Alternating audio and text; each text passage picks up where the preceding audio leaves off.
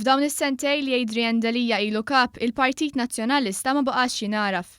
Persuni fil-partit jinstigaw deputati nazzjonalisti u Europarlamentari nazzjonalisti mill-istess partit li din jiffaċċjaw teddid għax huma onesti. Hekk iddikjarat l-ex-president tal-Moviment Nisa Partit Nazzjonalista Marion Paċeaxa, esponent mill-fazzjoni Busuttil li f'artiklu li kitbet fuq Times of Malta irrakkontat dak li għaddew minnu nies mill-fazzjoni Busuttil f'dawn is-sentej. Paċeaxa kitbet li f'Settembru 2017 meta Dalija ġie elett kap u wara 30 sena taħdem mod volontarju fil-partit ma kienx fadalla triq oħra li flit irreżenja minn President tal-Moviment tan-Nisa u membru tal-Eżekuttiv.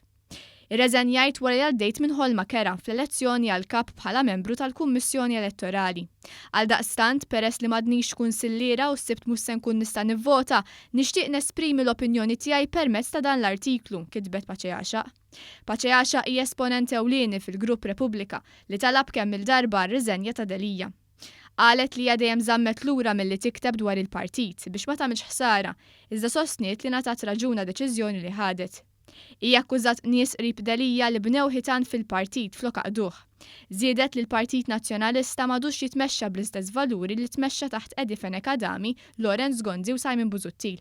Paċeaxa qalet li qatt ma kienet timmaġna li l-ġurnalisti se jsibuha diffiċli jagħmlu xogħolhom barra d-dar ċentrali, b'referenza ċara għal mod kif ġew attakkati mill-ħbieb ta' Adrian Dalija.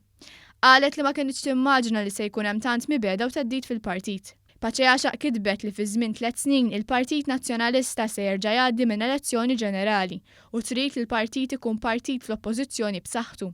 Il-ħabiba ta' Simon Busuttil saħqet li trid issir xi ħaġa issa. Qalet li l-Partit Nazzjonalista u Malta jridu kapabilità li jsib it-tajjeb f'kull persuna li jaqgħad u mhux li jitfa' n-nies il barra. Sostniet li l-partit u l-kap dejjem kienu jikkumplementaw lil xulxin. Iżda qalet li dan m'għadux il-każ. Qalet li l-kunsilliera huma mġela jażlu bejn il-valuri tal-partit u bejn il-kap nazzjonalista. L-għażla hija ċara l-ġid tal-partit u l-pajjiż, kitbet Marion Paċeaxa, li bil-kitba tagħha ħeġġet sabiex is-sibt il-kunsillieri jivvotaw le għal Adrian Dalija biex ma jqpax fit-tmun tal-partit.